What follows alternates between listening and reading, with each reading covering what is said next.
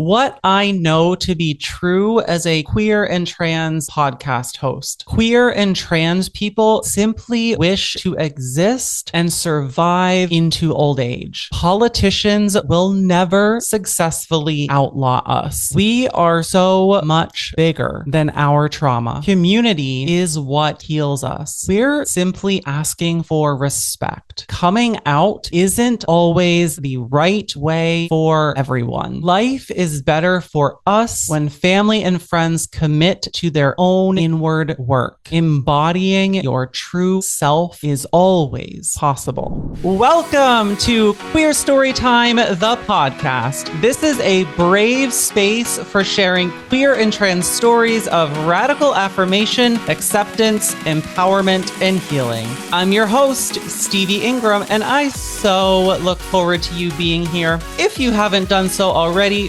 please be sure to subscribe to this podcast across all major podcasting platforms and on YouTube. Alrighty, y'all, we're in 3, 2, 1. Let's go.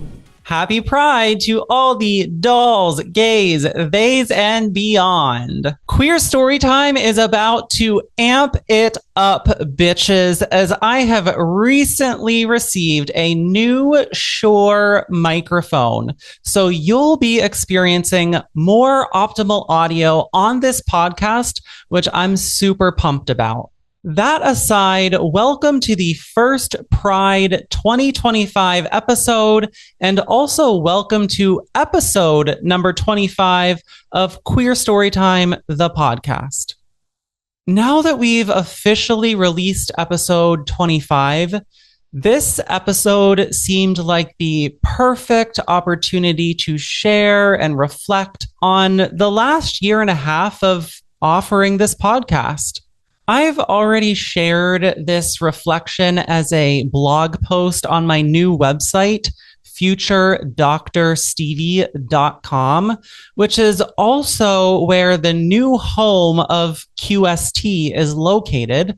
A link is provided in the description of this episode. Be sure to stay tuned until the end of this episode for new updates and announcements. So, let's get into it, y'all. So the title of this reflection that I would like to share with you all is what I know to be true as a queer and trans podcast host. Happy Pride 2025, everyone. As many of you know, I am the host of Queer Storytime, QST, the podcast, of which premiered on October 11th, 2023, National Coming Out Day. It's available across every major podcasting platform and on YouTube. It truly has been an honor and a pleasure to sit down one-on-one and listen to the harrowing journeys of all of those that have been guests over the course of this podcast. The privilege of having a front row seat to these stories has made me deeply reflect on several important queer and trans truths over this last year, of which are in no order of importance. Number 1, queer and trans people simply wish to exist and survive into old age. This may seem like a statement that should be easily granted to any human being. However, throughout queer and trans history, we have had to fight for social acceptance, fight against psychiatric diagnoses like being labeled psychopaths, fight against police brutality and invasion of our safe spaces, fight against misinformation and fear-mongering during the HIV/AIDS epidemic, and fight religious dogmatism and condemnation from almost every major worldwide religion. To this day, we are fighting a worldwide onslaught of anti-LGBTQIA plus legislation seeking to eradicate us from being publicly visible or existing as any other human being. Historically, this is no different than what we have faced in times past.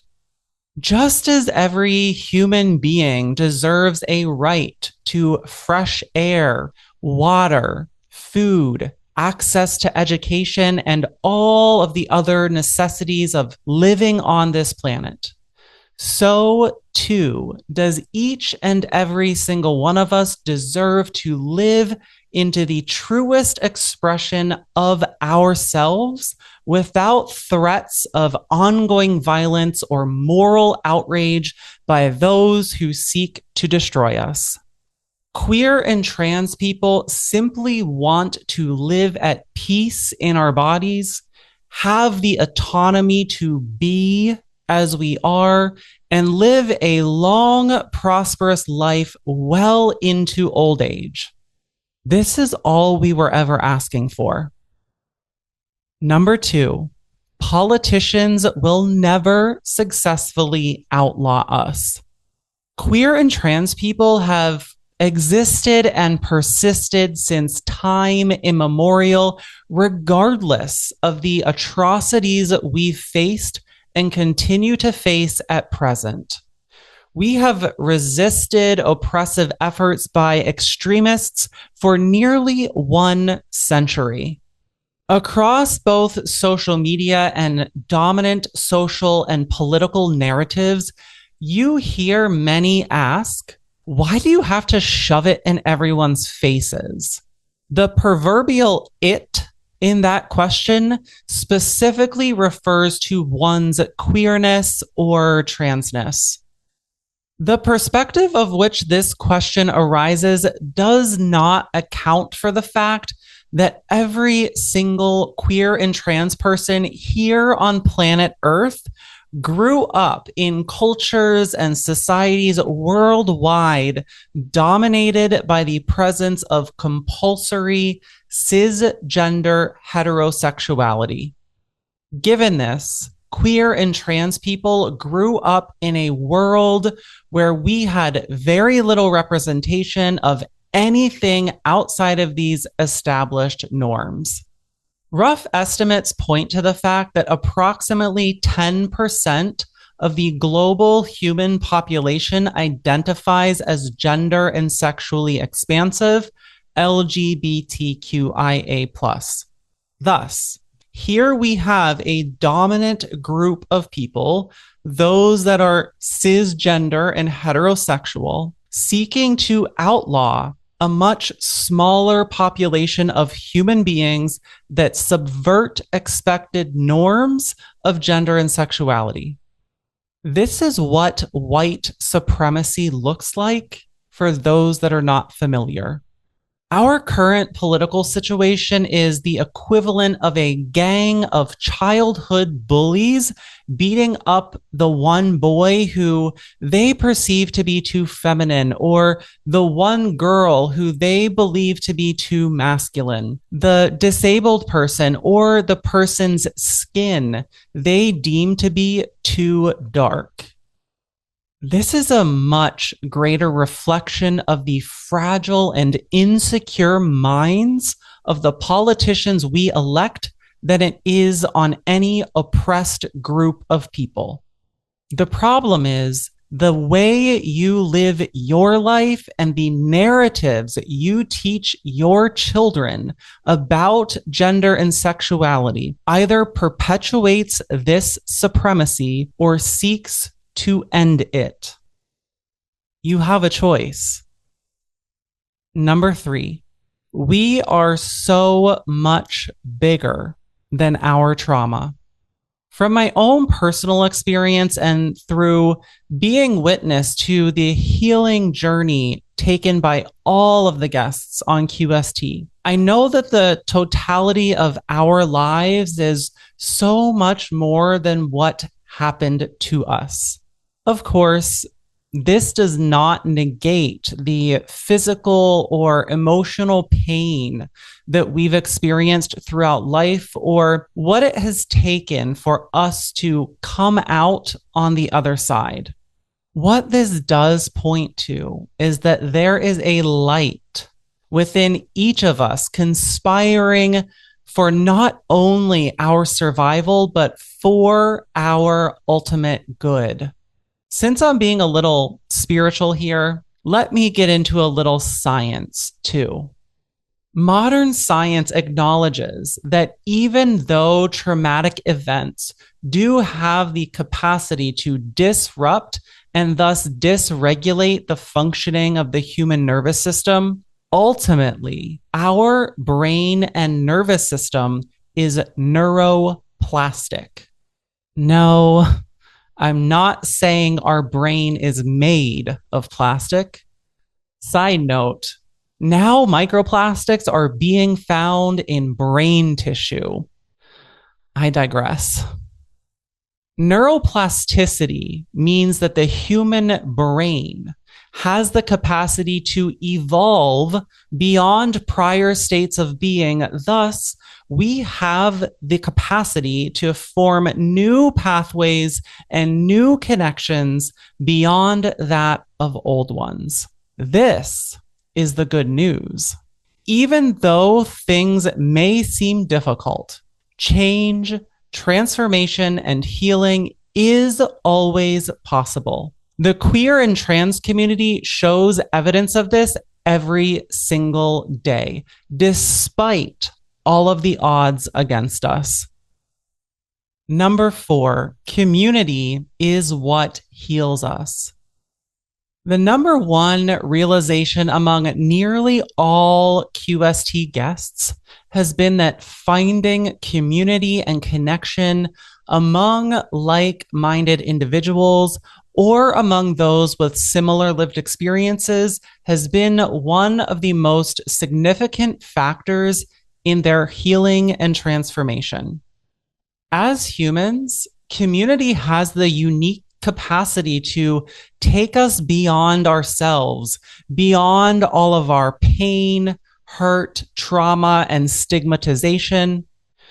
Queer community has allowed us to move from a space of disconnection into a space of interconnection with all of those that have walked this path before us. One of the amazing discoveries of being among other queer and trans people is that your mind, body, and spirit begins to feel settled, relaxed, and joyful amongst those that are closest of kin. That's one major sign that you're living in alignment with your internal knowing of who you are. Number 5. We're simply asking for respect. Nothing more, nothing less.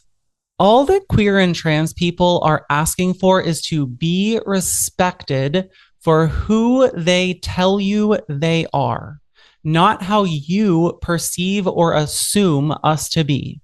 Just as any other human being, queer and trans people have a whole inner life going on inside of them. Throughout time, struggle, relationships, and many other conditions, we begin forming a knowing of who we are as individuals existing on this planet. This is the natural progress of human development. With this understanding, it makes absolutely no sense for someone to come along and tell us who we are when they haven't lived our experiences, nor have any awareness of our own internal life and existence. At the end of the day, it is quite arrogant to believe that you know someone better than they know themselves. There are many in this world that would benefit from deeply reflecting on this point. Number 6, coming out isn't always the right way for everyone. In dominantly white and Western queer and trans spaces, we often celebrate being out and proud as the ultimate goal. Of course, sometimes you'll hear people say, come out when you're ready, as if to not place extra pressure on people and allow them to do it in their own time and space. There's certainly nothing wrong with this. However, what I'm about to offer may be considered a decolonial perspective of sorts, which is one that is far less accepted by the dominant LGBTQIA plus community. This is the act of deliberately and consciously choosing to not come out. I know that some of you reading or listening to this cannot even fathom that, and many of you may be shocked by me stating this as an outspoken advocate for the queer and trans community. But what I'm not going to do is ignore the experiences of Black and Brown people throughout our community. Given all of this, what I'm choosing to do is to listen to the lived experiences of several Black and Brown people that I've had on QST and beyond. As I've listened, I've acknowledged that some Black and Brown people that are also queer and or trans never come out, especially to family members.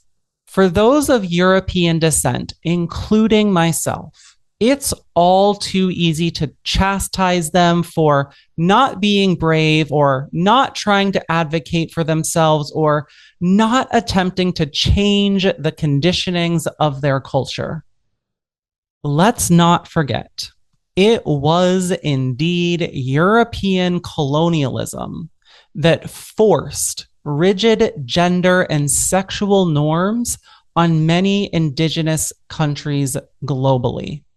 Prior to colonization, these cultures honored, respected, and valued queer and trans people as integral members of society.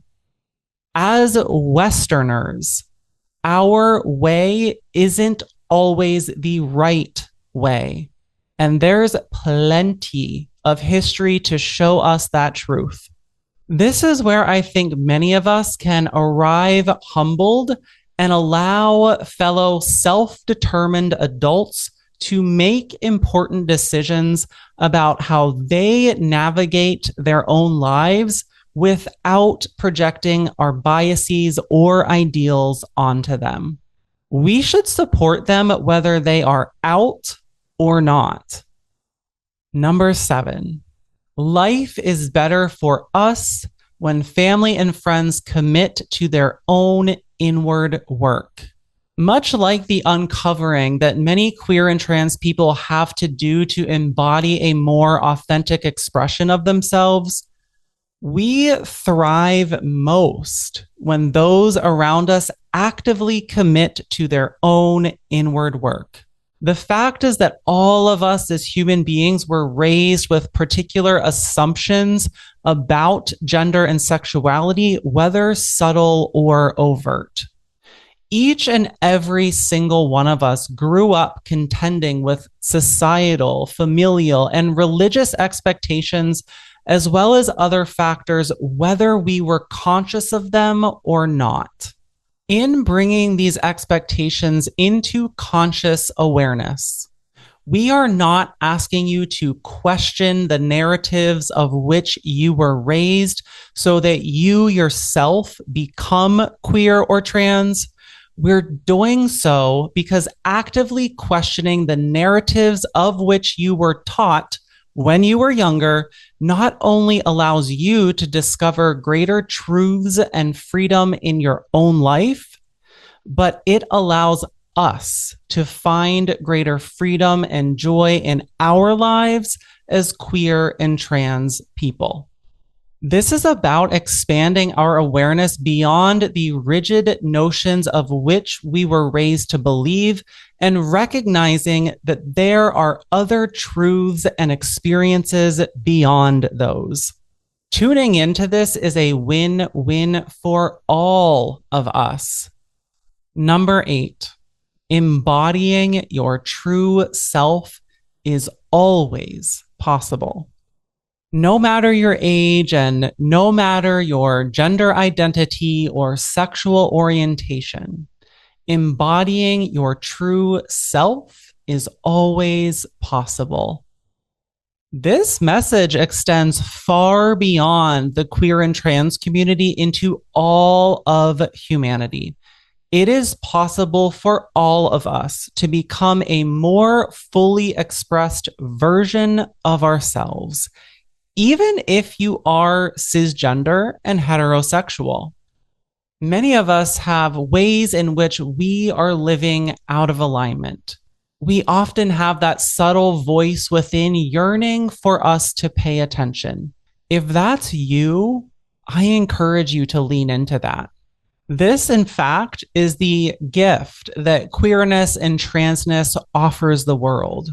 We allow the world to see what is possible and what it is like to break free of all that is not us in order to radically live as fully embodied, autonomous, self-determined, sovereign human beings. This can be you too. My sincere hope for all of you reading or listening to this is that you no longer see the queer and trans community as a threat to your own existence, but as an opportunity to know and understand yourself more deeply. May it be so. I really hope each of you listening enjoyed this reflection as much as I did. For those of you that made it to the end of this episode, I have 2 important announcements to make. The first is that QST is officially starting a free monthly queer and trans community connections group online via Zoom. The intention of this group is to provide an open-hearted space for QST listeners, including our allies, to come together in active community, connection, and mutual care. Each gathering will be 60 to 75 minutes and include time for self-reflection, discussion of a recent podcast episode, or collective issues we're navigating as a community. The community also invites storytelling, member reflections, poems, memories, and artistry. We may even delve into the occasional healing practice. Our first community group will be at the end of this month on Sunday, June 29th, 2025, to round out Pride Month at 7 p.m. Eastern, 4 p.m. Pacific. And please be sure to verify your time zone if living outside of the United States. You can sign up for these events by becoming a part of the QST Community Patreon. I do want to clarify, this group is open to non-paying members. And for the second announcement, as you all have heard in previous episodes, in a time when many of our dominant LGBTQIA+ organizations have sold themselves out to corporations of whom do not truly care about us, mutual aid is even more vitally important.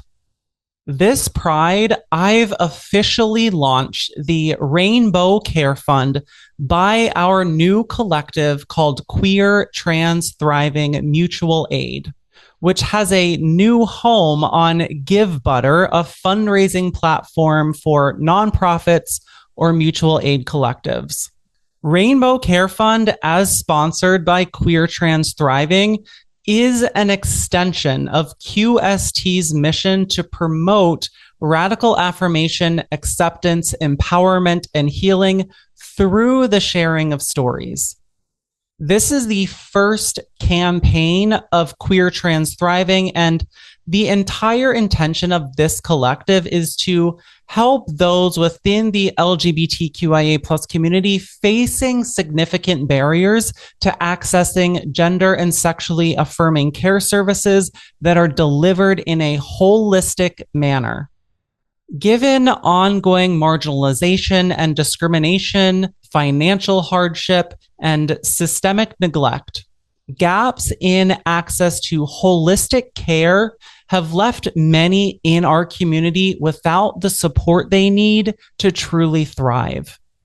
So, who the fuck am I to do this? To start, services will be mostly delivered by myself, given that I'm a soon-to-be naturopathic physician, an ND, and I also have a master's level training in yoga and Ayurvedic therapy, and I'm truly committed to bridging this gap by providing holistic, affirming, and trauma-informed care through a mutual aid model for those who would not typically receive access to these types of services. This ensures that those in need receive care regardless of financial status. You might be wondering, how can holistic care help queer and trans folks? Holistic health and medicine acknowledges the deep interconnectedness between physical, mental, and emotional well-being in optimizing health throughout the lifespan. For queer and trans folks, chronic stress, medical trauma, and systemic oppression contribute to many complex health challenges, including hormonal imbalances, digestive disorders, autoimmune conditions, and mental health struggles, among others. Through accessible, culturally competent, holistic, and affirming care, we can begin to shift some within our community from surviving to thriving. So, how can you support Rainbow Care Fund? For those looking to support this cause, your contributions will directly fund low-cost or no-cost services and the supplies needed to provide this care to the most in need within the LGBTQIA plus community. Join me in making holistic, queer, and trans affirming services accessible to those that need it most.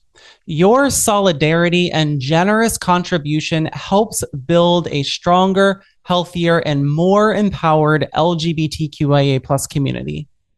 If you're interested in seeking services with Queer Trans Thriving Mutual Aid Collective, or you would like to provide financial support, click the Give Butter /Rainbow Care Fund link in the description of this episode. Lastly, be sure to stay tuned for another special Community Pride Month episode being released near the end of this month. Wishing every single one of you a bright, beautiful, and joyful Pride this year and beyond. Sending each one of you hugs, love, and all good things. Hey friends, I'm so delighted that you've made it this far. I hope that this episode has opened your heart and provided you with valuable insights into the lived experiences of those in gender and sexually expansive communities. There are several ways in which you can continue to engage with the queer storytime community beyond this podcast. You can join our free monthly Queer and Trans Community Connections group live online via Zoom.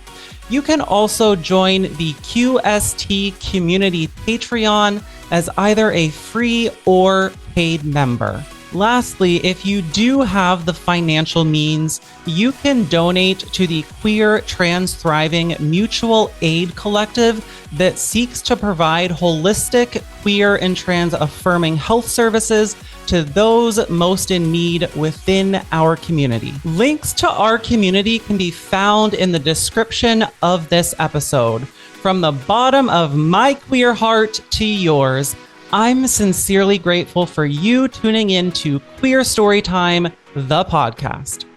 Hugs and love, y'all. Until next time.